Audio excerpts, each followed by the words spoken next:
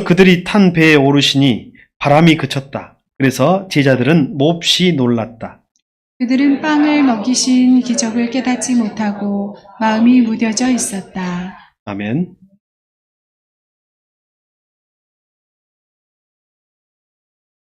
갈릴리 바다에 깊은 밤이 내려왔습니다. 거슬러 부는 바람이 배를 정면으로 밀어붙였습니다. 파도가 배 옆을 치니까 차가운 물살이 튀어올랐습니다. 제자들의 옷은 이미 흠뻑 젖어 있었고 거친 노를 움켜쥔 그들의 손은 다 벗겨지고 쓰라리였습니다. 팔은 무거워지고 숨은 가빠지는데도 배는 좀처럼 앞으로 나아가지 않았습니다. 힘들어서 노를 놓으면 배는 뒤로 물러가고 노를 저으면 바람으로 제자리인 것 같습니다. 밤새 노를 지었고 밤 사경이 되었습니다. 사경은 3시에서 6시 사이를 말합니다. 동이 트기 전이지만 사실은 가장 길게 느껴지는 시간이에요. 아마 여러분 밤샘 근무나 야근 해보신 분들은 아실 거예요. 이 시간이 가장 힘든 시간입니다. 제자들은 이미 여러 시간을 바람과 싸웠습니다. 그래서 마음에 이런 이야기들이, 이런 소리가 막 계속 올라옵니다. 아니, 주님이 어디 계시지? 왜 우리를 이 바다로 보내셨지? 아니, 우리는 언제까지 노를 적어야 할까? 하는 거예요.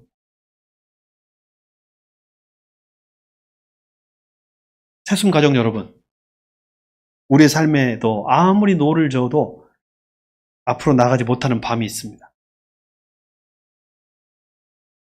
기도해도 형편이 달라지지 않고 가족을 위해 애쓰는데 관계는 더 멀어지고 믿음을 지키며 최선을 다했지만 길은 좀처럼 열리지 않습니다.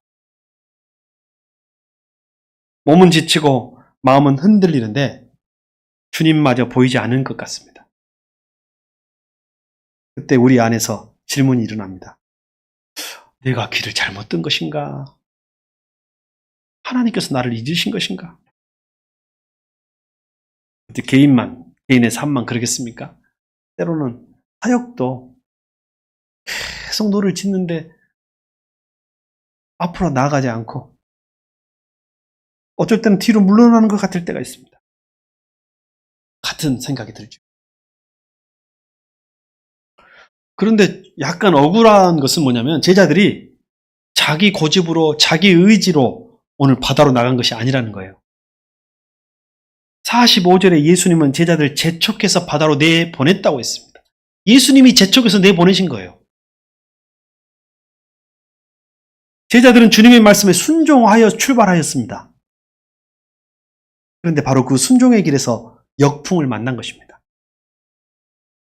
우리는 은근히 신앙을 하나의 공식으로 바꾸어 버립니다.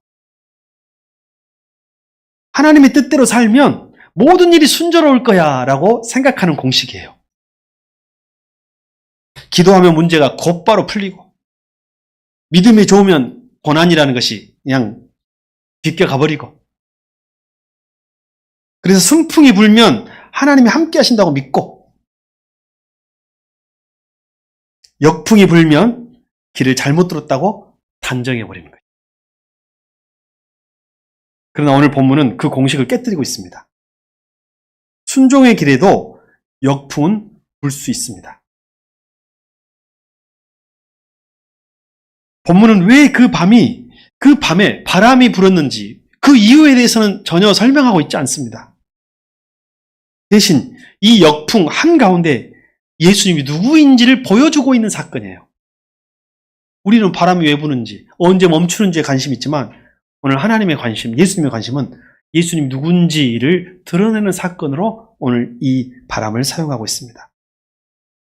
우리가 순종한다고 모든 바람이 다 사라지는 것은 아닙니다. 순종의 길에서 만난 바람도 하나님의 통치 밖에 있지 않습니다. 하나님의 통치 안에 있습니다. 오늘 제자들의 배는 바람에 흔들렸지만 예수님의 시야 밖으로 물러난 적은 한 번도 없습니다. 항상 예수님의 시야 안에 있었습니다. 제자들은 바다에서 파도와 싸우고 바람과 싸우느라 예수님이 보이지 않죠.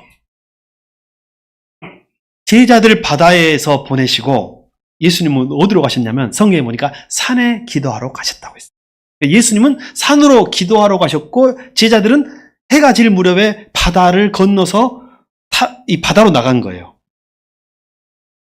제자들이 바다에서 사투를 벌이는 동안에 예수님은 산에서 기도하고 계셨습니다. 당연히 제자들에게 예수님은 보이지 않았습니다. 그러나 48절에 이렇게 증언합니다. 바람이 그들에게 거스름으로 제자들이 힘겹게 노젓는 것을 보시고 예수님께서는 보고 계셨습니다. 배의 위치만 본 것이 아닙니다. GPS도 아니고 제자들이 얼마나 힘겹게 노를 젓는지를 보셨고 바람이 역풍을 불어 이 거슬러 부는 바람을 지켜보셨고 힘이 빠져가는 그들의 팔을 떨리는 마음과 가슴을 주님은 보고 계셨습니다. 비록 제자들의 눈에는 예수님이 보이지 않았지만 예수님의 눈에는 제자들이 선명하게 보였습니다. 오늘 우리들의 눈에는 예수님이 지금 보이지 않아도 예수님은 여러분을 선명하게 보고 있습니다. 주님이 보이지 않는다고 해서 주님이 우리를 보시지 않고 계시는 것이 결코 아닙니다. 우리는 응답이 늦어지면 외면받았다고 당했다고 생각합니다. 하늘이 침묵하면 하나님께서 멀리 계신다고 느낍니다. 그러나 주님의 침묵이 주님의 부재가 아닙니다. 그리고 기다림도 우리가 버림받았다는 증거가 결코 아닙니다. 우리의 바람에는 서로 다른 이름들이 있습니다. 오늘 제자들의 바람은 역풍, 강풍이라는 바람이죠. 갈릴리의 바람입니다. 그러나 우리 인생의 바람은 건강의 문제라는 바람일 수 있고 자녀의 문제, 가정의 아픔이라는 바람일 수 있습니다. 또 누군가에게는 생업의 무게가 바람일 수 있고 앞날의 불안함이 바람일 수도 있습니다. 우리의 바람의 이름은 모두 달라도 힘겹게 노를 젓는 마음은 오늘 제자들과 다르지 않습니다. 그리고 제자들은 오늘도 보고만 계시지 않습니다. 우리가 주님께 갈 수 없을 때 주님은 우리에게 오십니다. 오늘 제자들은 앞으로 나아갈 수 없고 주님에게 갈 수 없었지만 주님이 이들을 찾아오셨습니다. 밤 4경쯤 파도 너머에 한 형체가 나타났습니다. 그런데 그 형체는 배를 타고 오는 것이 아닙니다. 제자들이 그렇게 무서워하고 제자들을 괴롭히고 있고 짓누르던 그 파도를 밟고 오고 계십니다. 예수님께서 다가오고 계신 것이었습니다. 여러분, 근데 예수님이 왜 바다를 밟고 파도를 타고 오셨을까요? 우리는 구약 성경에서 그 힌트를 찾을 수 있습니다. 성경의 구약에 바다 물결을 다스리시는 분은 하나님이시라는 고백이 나옵니다. 욥기 9장 8절에는 하나님을 노래하는데 이렇게 노래하고 있어요. 하나님을 가리켜서 바다 물결을 밟으시며 아무리 큰 이 파도를 이길 수 있는 배는 없어요. 배가 아무리 커도 못 이긴대요. 그러나 하나님은 바다 물결을 밟으시는 분인 줄 믿습니다. 그러므로 이 장면은 사람을 놀라게 하는 묘기가 아니라 구약을 아는 자들은, 성경을 아는 자들에게는 예수님이 누군지 드러내는 자리가 된다는 거예요. 내가 하나님이다. 내가 파도를 밟는 그이다. 라는 것을 보여주기 위한 예수님의 선택이었다는 것이죠. 제자들 삼킬 것 같았던 바다가 오늘 이 순간에 예수님의 발 아래 놓여 있습니다. 그리고 48절에 예수님께서 그들에게 오사 지나가려고 하시매라고 기록되어 있습니다. 지나가게 하시고. 그들을 외면하고 지나치시라 하셨다는 뜻은 아닙니다. 얼뜻 보면 그렇게 보이죠. 그러나 구약 성경에 또 얘가 좋은 힌트가 나옵니다. 여러분, 모세와 엘리야가 하나님을 보고 싶어 했어요. 그때 하나님이 정면으로 나타나지 않으셨습니다. 왜냐하면 하나님을 정면으로 보면 우리가는 죄인이기 때문에 죽을 수밖에 없어요. 그래서 어떻게 했어요? 옆으로 지나가셨다고 했어요. 지나가시고 그림자와 뒷모습을 보십니다. 보여주십니다. 우리는 오늘 이 장면에서 모세와 엘리야 앞을 지나가시면서 자신의 영광을 드러내신 그 장면이 떠올리는 거예요. 오늘 예수님은 시종일관 파도에 관심이 있는 것이 아니고 바람에 관심이 있는 것이 아니고 내가 누군지를 제자들에게 보여주고 드러내 주시는데 오늘 이 바람의 목적이 있다는 사실을 우리는 기억해야 합니다. 예수님은 단지 문제를 해결하기 위해서 오신 것이 아닙니다. 자신이 누구신지를 보여주기 위해서 오셨어요. 제자들은 예수님을 유령이라고 생각했어요. 오히려. 그리고 비명을 질러요. 우와! 유령이다! 우리로 말하면 유령보다는 귀신이라고 하겠죠. 귀신이다! 했을 것입니다. 자신들을 구하러 오신 주님을 오히려 더 큰 위협으로 오해했습니다. 여러분, 우리도 그럴 때가 많죠. 가끔은 하나님이 너무 더 싫고 무섭고 하나님을 오해할 때가 있습니다. 정말 서운하죠. 하나님 입장에서는. 여러분, 두려움은 때때로 문제보다 주님을 더 낯설게 만듭니다. 오해하게 합니다.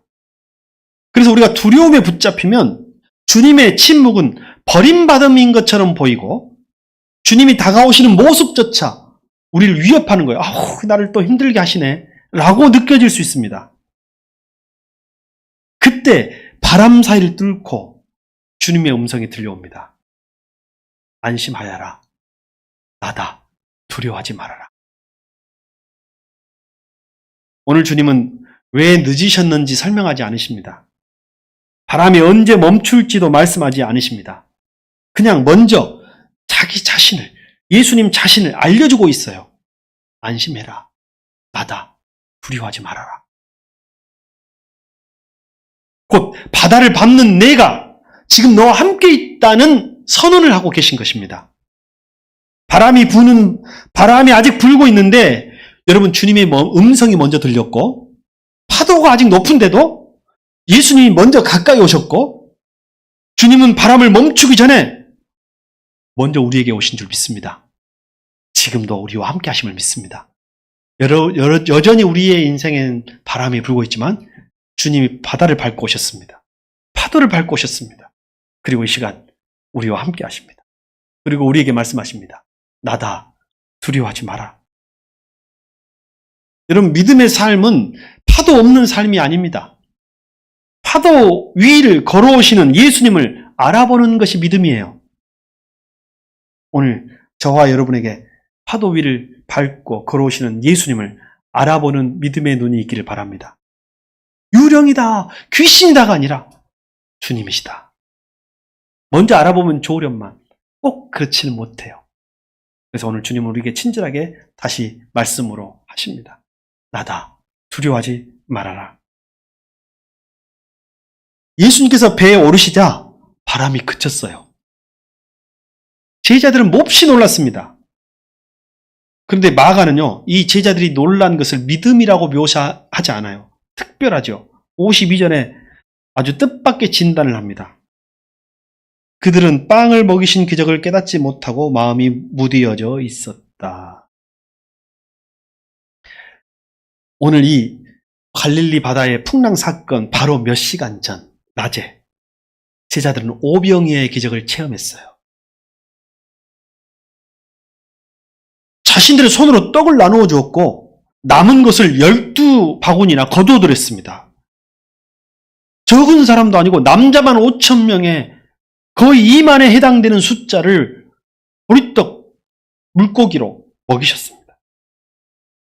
그런데 그날 그 순간 제자들은 떡은 받았지만, 남은 떡은 받았지만 그 떡을 주신 누구신지, 떡을 주신 분이 누구이신지 온전히 깨닫지 못했던 것입니다.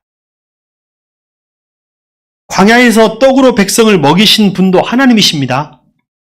그리고 오늘 바다 물결을 밟으신 분도 하나님이신 줄 믿습니다. 우리들의 문제는 바로 그럴 때가 많아요. 여러분, 왜 우리에게 똑같은 시련이 계속 닥쳐오냐면 이 시련이 해결됐어요. 또 다른 시련이 와요. 근데 이 시련이 해결되고 하나님 감사합니다 했는데 이 시련이 오면 또 믿음이 흔들려요. 왜 그럴까요? 이 시련을 통해서 하나님이 정말 하나님이심을, 예수님이 진짜 파도도 바람도 세상을 다스리시는 분인 것을 내가 직접 만나지 못했기 때문에 이 다음 사건으로 예수님이 이어지지 않는 것입니다. 오늘 제자들은 두 개의 기적을 보았어요. 오병이어와 이 풍랑을 잔잔하게 하신 사건.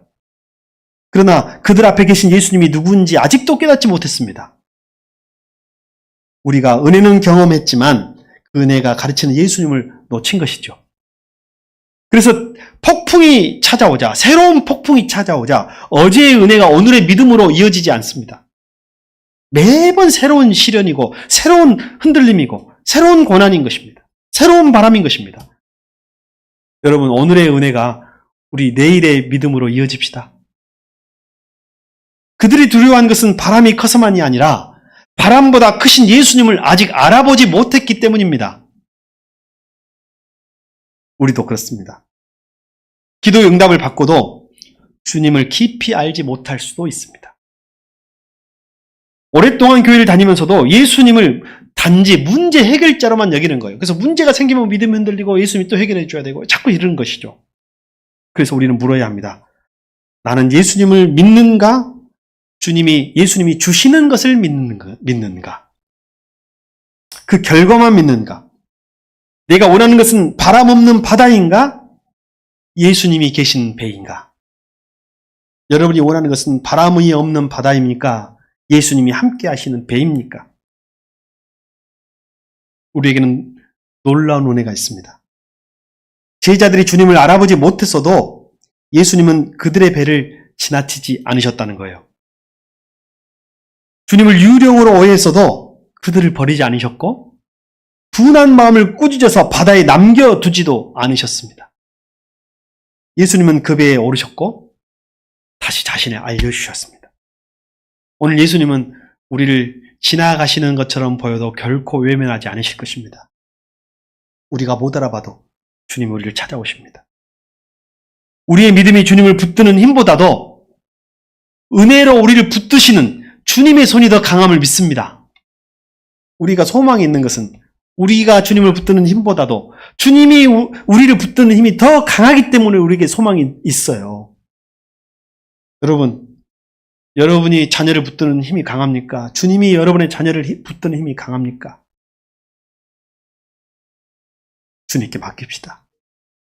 우리의 삶과 인생을 주님께 맡깁시다.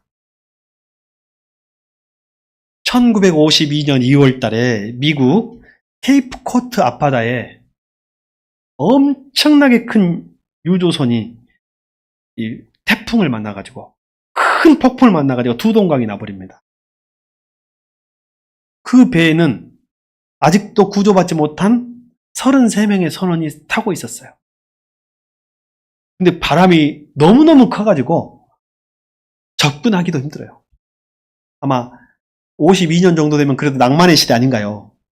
가겠다고 하는 사람이 있었죠. 요즘 같으면 다 판단이 빨라서 안 갈지도 몰라요. 그들을 구원하기 위해서 나선 이들이 있었어요. 버니 웨버라고 하는 한 사람과 나머지 해양경비대원 총 4명이 작은 구명보트를 타고 출발합니다. 여러분, 큰 유조선도 바람에 무너지고 부러졌는데 이것이 버틸지는 모르겠어요. 당연히 칠흑 같은 밤에 거대한 파도가 이 작은 구명정을 덮어버립니다. 앞유리가 깨지고 나침판이 날아가요. 근데 보니까 정신 차리는데 어디로 가요? 돌아가는 길도 잊어버려요. 근데 이들은 그래도 살립시다. 우리는 아직 살아있잖아요. 하면서 불빛을 비춰 탐조등을 비춰서 어둠을 더듬으며 폭풍 속으로 더 깊이 들어갑니다. 폭풍 속으로 더 깊이 들어가자 마침내 두동강난 배를 발견합니다. 그리고 그 파도 사이에서 32명을 구조해낸 사건이 실제 기록에 남아 있습니다. 그날 4명의 구조대원은 32명을 구조해서 돌아왔습니다. 여러분, 구조라는 것은 안전한 해변에 서서 조금 더 견디라고 외치는 일이 아니었어요.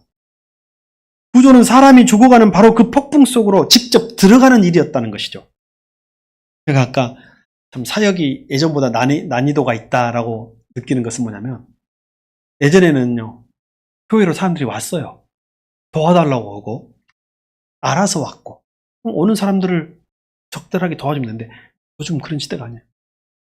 우리가 가야 하는 시대로 바뀌었어요. 참 훨씬 어려워졌습니다. 인간의 구조에는 한계가 있음을 느낍니다. 복음은 이보다 더 크고 놀라움을 우리에게 줍니다. 예수님은 우리를 구하시려고 단지 생명을 위험에 내어놓으신 것이 아닙니다. 위험에 놓으신 것이 아니라 생명 자체를 우리를 위해서 내놓으셨습니다. 우리를 구하기 위해서 오신 것이죠. 제자들이 고통받는 바다로 돌아오신 주님은 마침내 우리가 빠져나올 수 없었던 죄와 죽음의 깊은 물속으로 들어오셨습니다. 여러분, 십자가에서 우리가 받아야 할 죄의 심판을 대신 감당하셨고, 무덤까지 내려가서 우리의 절망을 짊어지셨고, 그러나 사흘 만에 다시 살아나셔서 죄와 죽음의 권세를 깨뜨리신 줄 믿습니다. 이것이 주님이 계속 우리를 위해서 하신 일이에요. 오늘 바람을 뚫고 파도를 밟고 오신 예수님이 마지막 십자가를 통해서 우리의 죄악에 죽어가는 그 장소까지, 어둠까지 들어오신 것입니다. 십자가는 하나님께서 멀리서 견디라고 외친 사건이 아니라 침몰하던 그 자리까지 내려온 사건인 줄 믿습니다. 그러므로 그리스도인은 폭풍 없이 사는 사람이 아닙니다. 폭풍 속에서 결코 혼자가 아닌 사람입니다. 누군가 같이 있는 사람이에요. 어떤 바람은 기도를 멈추게 하지만 어떤 바람은 오랫동안 계속됩니다. 우리는 언제 바람이 멈출지 모릅니다. 그러나 누가 우리에게 오고 계시는지는 알고 있습니다. 그리고 누가 우리와 함께 하고 계시는지는 우리는 잘 알고 있습니다. 파도는 우리를 흔들 수 없어요. 흔들 수 있어요. 그러나 우리의 구원은 빼앗을 수 없습니다.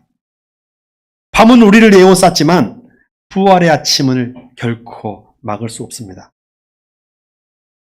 우리 새순가족 여러분, 이번 한 주에 여전히 바람은 불 수 있습니다. 불 것입니다. 내일이 되고 월요일이 되면 모든 문제가 사라지는 것이 아닙니다. 여전히 노를 저어야 하고 기다려야 할 수 있습니다. 그러나 바람보다 더 가까이 들려오는 음성이 있습니다.